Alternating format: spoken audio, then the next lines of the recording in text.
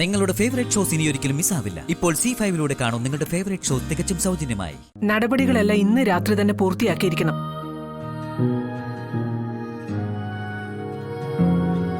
ഇനി നാളെ മറ്റു തടസ്സങ്ങളൊന്നും ഉണ്ടാവരുത്.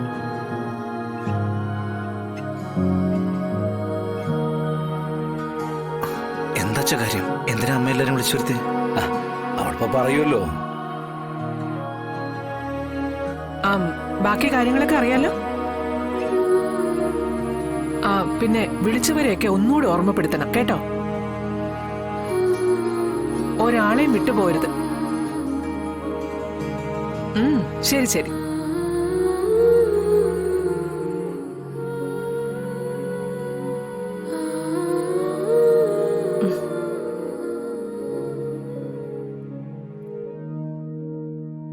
വിഷ്ണു,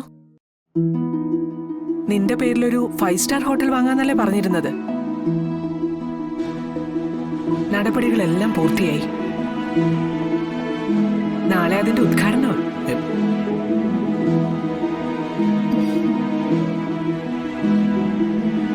അല്ല പാമേ, ഇത്ര പെട്ടെന്നൊന്നും അല്ലല്ലോ. നേരത്തെ നമ്മൾ ആലോചിച്ചല്ലേ കാര്യങ്ങള്. അല്ല, കാര്യങ്ങൾ പുരോഗമിക്കുന്നുണ്ടായിരുന്നു.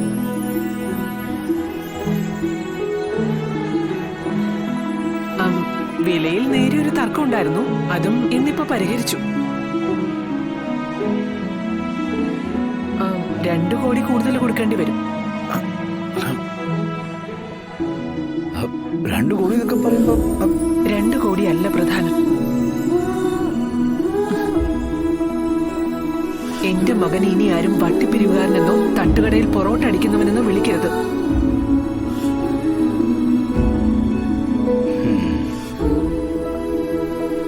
ഫൈവ് സ്റ്റാർ ഹോട്ടലിന്റെ ഉടമയാ ഇനി സത്യഭാമയുടെ മകൻ.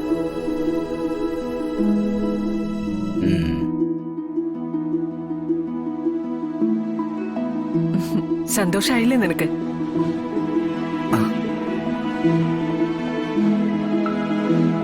നിന്റെ മരുമകളുടെ പെട്ടിയെടുക്കാനുള്ള യോഗ്യത ഉണ്ടാവോ ഇവന്?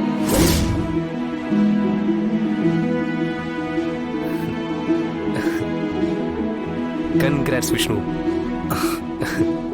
താങ്ക്സ് അറിയാ.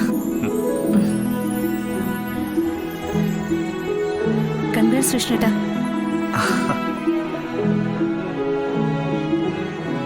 അച്ഛാ, പോയി അടിച്ചു പൊളിക്കടാ.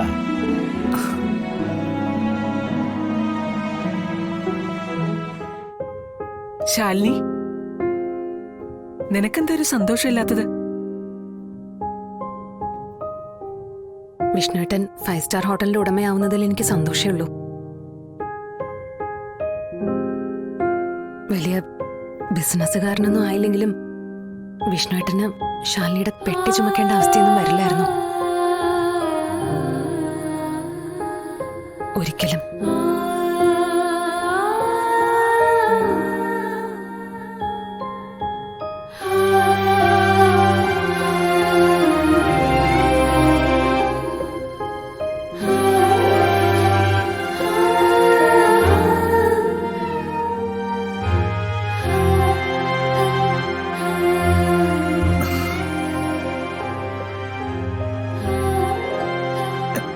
ശാലിനിയൊന്നും മനസ്സിൽ വെച്ച് പറഞ്ഞതാവില്ല. അത് സുസ്മിതയുടെ അമ്മ പറഞ്ഞത് ഓർത്തിട്ടാവും.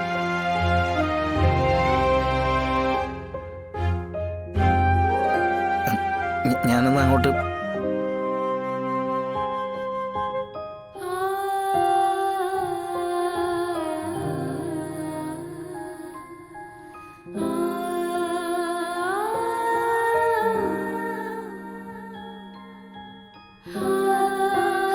നമുക്ക് പോവാം.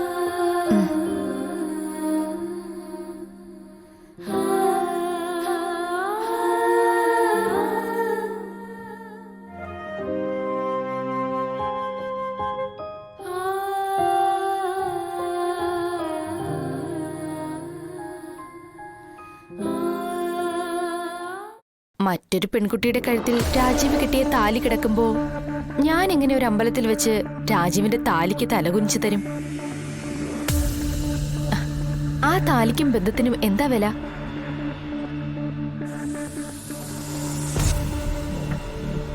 ഇങ്ങനെയൊരു ബന്ധത്തെക്കുറിച്ച് ആ കുട്ടി അറിയുകയെങ്കിലും ചെയ്തിട്ടുണ്ടെന്ന് എനിക്കെന്താ ഉറപ്പ്? നാട്ടുകാര് പറയുന്നതൊക്കെ വിട്ടേക്ക്. നമ്മുടെ ബന്ധത്തിന്റെ വില എന്താ? എന്താ അതിന്റെ പേര്? നാളെ ആ കുട്ടി രാജീവിന്റെ വീട്ടിലേക്ക് അവകാശം ഉന്നയിച്ച് കയറി വന്നാൽ ഞാൻ ഒഴിഞ്ഞു കൊടുക്കണ്ടേ?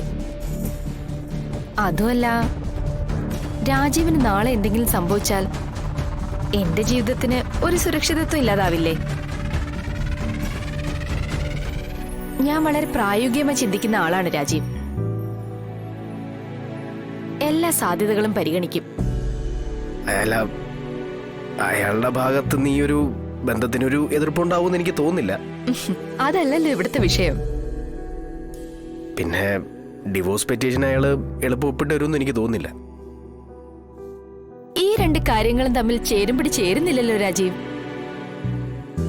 രാജീവിന് തന്നെ എല്ലാ കാര്യത്തിലും ഒരു ആശയക്കുഴപ്പമുള്ളതുപോലെ. അല്ല, അതല്ല സംഭവം എന്താന്ന് വെച്ചാൽ അയാളുടെ അമ്മ എന്നെ കാണാൻ വന്നിട്ടുണ്ടായിരുന്നു. എന്നിട്ട് ഈ ബന്ധത്തിൽ നിന്ന് പിന്മാറണമെന്ന് അപേക്ഷിക്കാനായിട്ടാ വന്നത്. എന്നിട്ട് രാജീവ് എന്തു പറഞ്ഞു? പുതിയൊരു ബന്ധം ആലോചിക്കാനുണ്ടായ സാഹചര്യങ്ങൾ ഞാൻ ബോധിപ്പിക്കാനായിട്ട് ശ്രമിച്ചു. എന്നിട്ട് അവർക്കും ബോധ്യപ്പെട്ടോ? അവരവരുടെ പരാതികളും പരിഭവങ്ങളും നിരത്തി. എന്നിട്ട് രാജീവിന് ബോധ്യപ്പെട്ടോ? പരസ്പരമുള്ള കുറ്റപ്പെടുത്തലുകളും പഴിചാരലുകളും ജീവിത അവസാനം വരെ തുടർന്നുകൊണ്ടിരിക്കും രാജീവ്. ഭാര്യാഭർത്തൃബന്ധത്തിലാണെങ്കിൽ പ്രത്യേകിച്ചും. രാജീവിന്റെ കഴുത്തിൽ താലി കെട്ടിയതിനു ശേഷവും പഴയ ബന്ധവും അതിന്റെ തർക്കവും വെച്ചുകൊണ്ടിരിക്കുന്നതിൽ എനിക്ക് താല്പര്യമില്ല. ബന്ധം മുറിച്ചു കഴിഞ്ഞാൽ പിന്നെ പരാതികൾക്കും പരിഭവങ്ങൾക്കും ഒന്നും ഇടമില്ല. മനസ്സിന്റെ ഒരു കോണിൽ ഉണങ്ങിയൊരു മുറിവ് അത്രേ ഉണ്ടാകൂ. അല്ലെങ്കിൽ ആ കുട്ടിയുടെ അമ്മയോട് ഞാൻ സംസാരിക്കാം. അല്ല,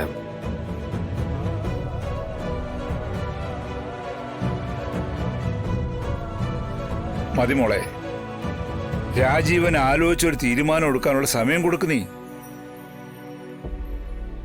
ഇറ്റ്സ് ഓവർ. എനിക്ക് ഇത്രയേ സംസാരിക്കാനുണ്ടായിരുന്നുള്ളൂ.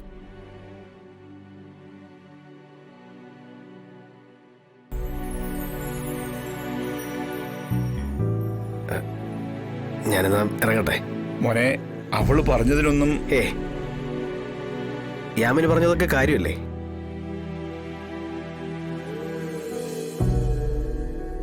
അയ്യോ, അതൊന്നും വേണ്ട മോനെ, വേണ്ട. It's okay.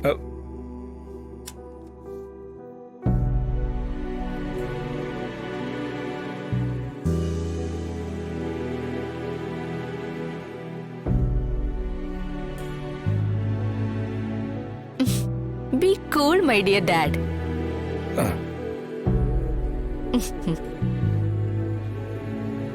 ഡൗൺലോഡ് ചെയ്യൂ C5 ആപ്പ്. കാണൂ എല്ലാ എപ്പിസോഡുകളും സൗജന്യമായി.